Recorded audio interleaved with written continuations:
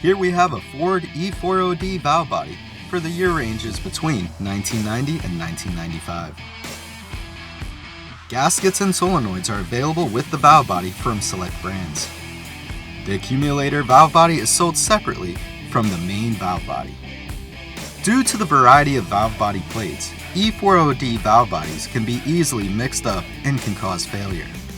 Be sure to identify the valve body and valve body plates to the correct transmission and vehicle. The most common problem and wear point on an E4OD valve body is the intermediate clutch accumulator regulator valve. It has a tendency to stick partially on. Solenoids are tested for integrity and efficiency, and each remanufactured valve body is individually tested using a dyno testing machine. This machine acts as a transmission in a car and tests each shift point and solenoid to ensure your product is fully functional. When installing the valve body, secure the 8mm bolts down between 80 and 100 inch-pounds torque. ValveBodies.com carries a full line of valve bodies for nearly every transmission on and off the road.